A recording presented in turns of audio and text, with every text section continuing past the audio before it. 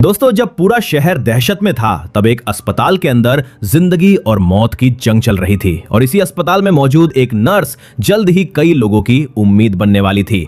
तो आइए शुरू करते हैं फिल्म भारत भाग्य विधाता की कहानी। 24 दिसंबर 2008 की सुबह गीता नाम की एक महिला पुलिस स्टेशन के अंदर बैठी हुई थी। सामने बैठा पुलिस अधिकारी उससे एक पुराने मामले के बारे में बात कर रहा है। अधिकारी चाहता है कि गीता अदालत में जाकर एक आतंकवादी की पहचान करे, क्योंकि उस रात जो कुछ हुआ था उसे अपनी आंखों से देखने वाले गिने चुने लोगों में गीता भी शामिल थी। लेकिन गीता इस मामले में फिर से पड़ना नहीं चाहती। उसके चेहरे पर साफ दिखाई देता है कि वो अभी तक उस रात को भूल नहीं पाई है। अधिकारी उसे समझाता है कि अगर गवाह आगे नहीं आएंगे तो कई अपराधी सजा से बच सकते हैं। गीता कोई जवाब नहीं देती और तभी कहानी हमें कुछ दिन पीछे ले जाती है, उस रात से पहले के दिनों में जब सब कुछ बिल्कुल सामान्य था। गीता एक बड़े सरकारी अस्पताल में नर्स के तौर पर काम करती है। वो उन लोगों में से है जो अपनी नौकरी को सिर्फ काम नहीं बल्कि जिम्मेदारी समझते हैं। अस्पताल में हर कोई उसे पसंद करता है क्योंकि वो मरीजों का बहुत ध्यान रखती है। कौन सी दवा कब देनी है, किस मरीज को क्या परेशानी है, उसे लगभग सब कुछ याद रहता है। एक दिन वो कुछ दूसरी नर्सों के साथ अस्पताल की सुपरिटेंडेंट माया के ऑफिस में पहुंचती है। माया काफी सख्त स्वभाव की महिला है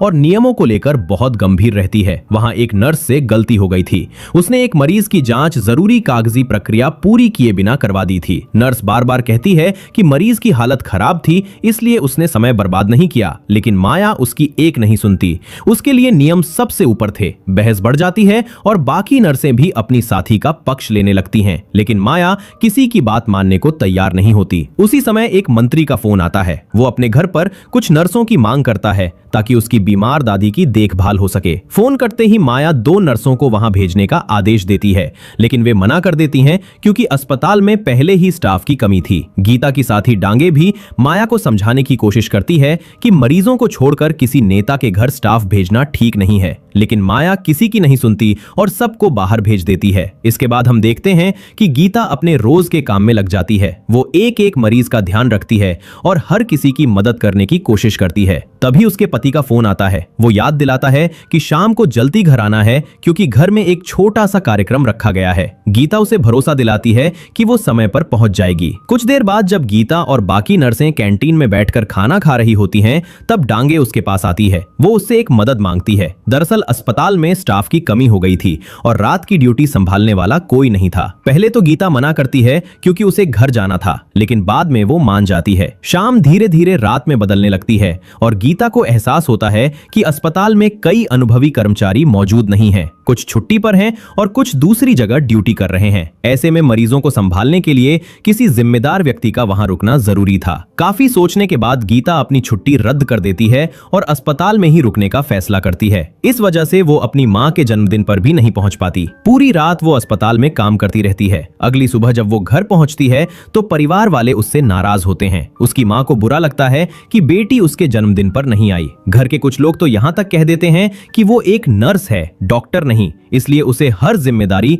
अपने ऊपर लेने की जरूरत नहीं है। ये बात गीता को अंदर तक चुभ जाती है। उसे लगता है कि जिन लोगों की मदद करने के लिए वो दिन रात मेहनत करती है, वही लोग उसके काम की अहमियत नहीं समझते। दुखी होकर वो वहां से चली जाती है। अगले दिन सब कुछ सामान्य दिखाई देता है। अस्पताल में रोज की तरह काम चल रहा था। मरीज अपने वार्ड में थे, डॉक्टर अपने काम में लगे थे और नर्सें भी अपनी ड्यूटी निभा रही थीं। लेकिन रात होते होते माहौल बदलने लगता है। अचानक गीता को दूर कहीं से धमाकों जैसी आवाजें सुनाई देती हैं। पहले उसे लगता है कि शायद पटाखे चल रहे हैं। वो पास खड़े कर्मचारी से पूछती है तो वो हंसकर कहता है कि शादी का मौसम है, कहीं बारात निकली होगी। कुछ लोग कहते हैं कि शायद कोई क्रिकेट मैच जीता गया होगा और लोग जश्न मना रहे होंगे। लेकिन आवाजें लगातार बढ़ती जाती हैं।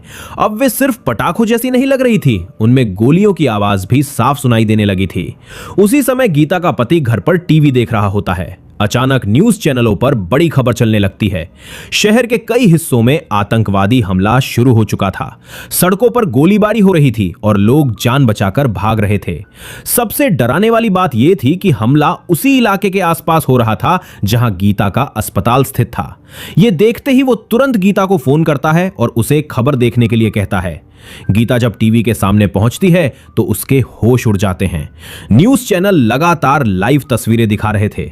पुलिस पूरे इलाके को घेरने की कोशिश कर रही थी और हालात तेजी से बिगड़ते जा रहे थे।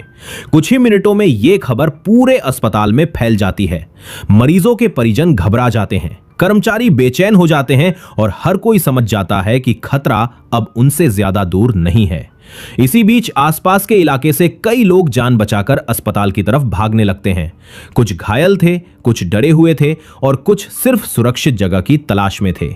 यह देखकर गीता तुरंत अस्पताल की सुपरिटेंडेंट माया के पास जाती है। वो कहती है कि हमें अभी से तैयारी शुरू करनी होगी और लोगों को सुरक्षित जगहों पर छिपाना होगा।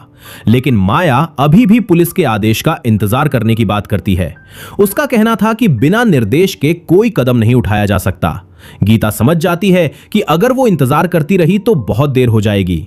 बाहर हालात हर मिनट खराब हो रहे थे और अस्पताल के अंदर सैकड़ों लोगों की जान दांव पर लगी हुई थी।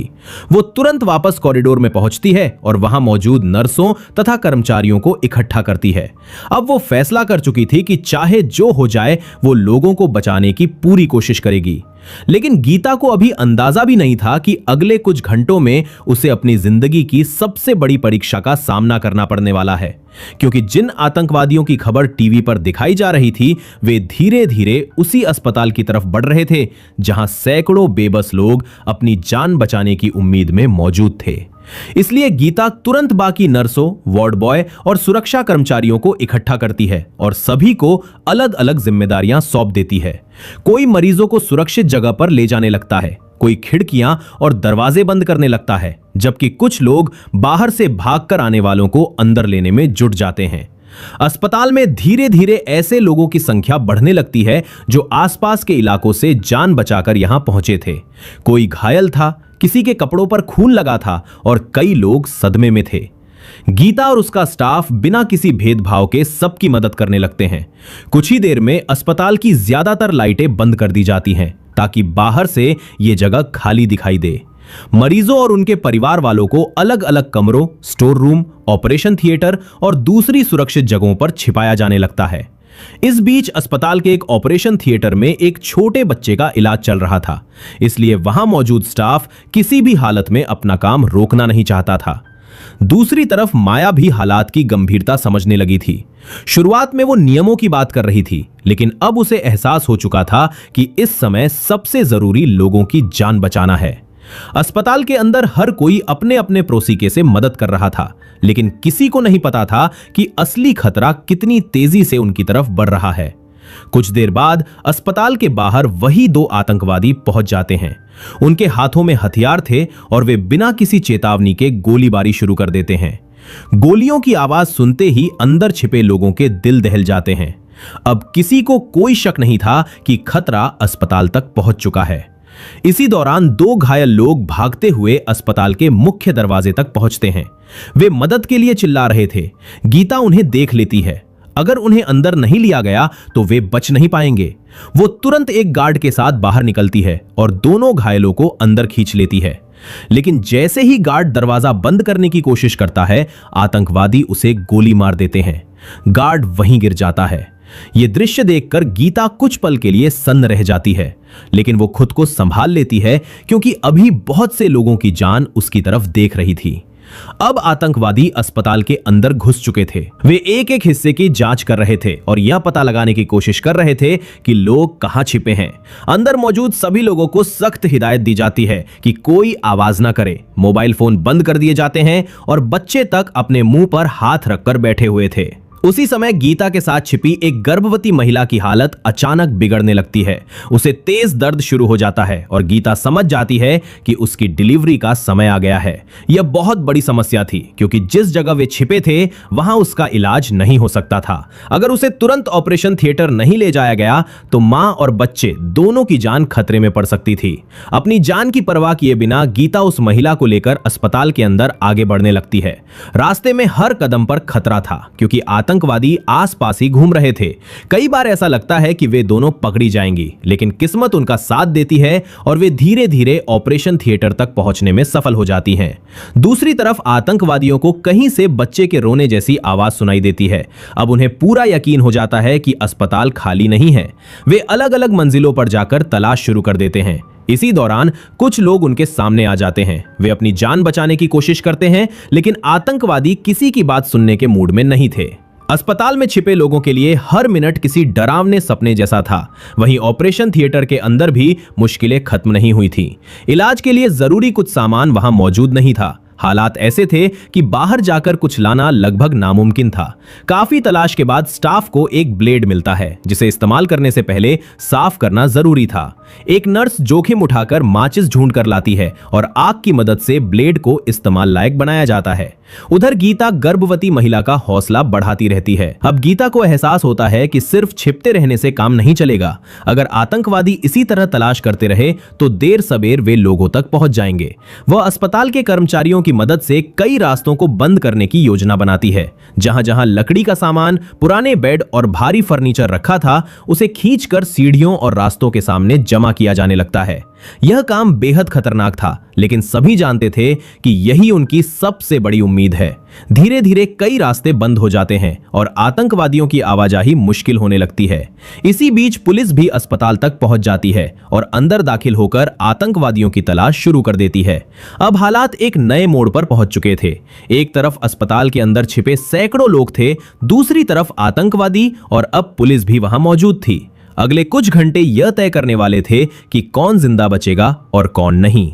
अस्पताल के अंदर अब हालात पहले से भी ज्यादा तनावपूर्ण हो चुके थे। गीता जानती थी कि अभी खतरा टला नहीं है। उधर आतंकवादियों को आगे बढ़ने में परेशानी जरूर हो रही थी, लेकिन वे अस्पताल की ऊपरी मंजिलों की तरफ निकल जाते हैं। वहां उन्हें कुछ लोग दिखाई देते हैं और वे उनमें से एक को पकड़कर अपने साथ ले लेते हैं, ताकि जरूरत पड़ने पर उसे ढाल की तरह इस्तेमाल कर सकें। लेकिन अब पुलिस भी उनके काफी करीब पहुंच चुकी थी। कुछ ही देर में दोनों पक्ष आमने सामने आ जाते हैं और गोलीबारी शुरू हो जाती है। पूरे अस्पताल में गोलियों की आवाज गूंजने लगती है। नीचे छिपे लोग सहम जाते हैं, लेकिन उन्हें यह भी समझ आ जाता है कि पुलिस आतंकवादियों तक पहुंच चुकी है।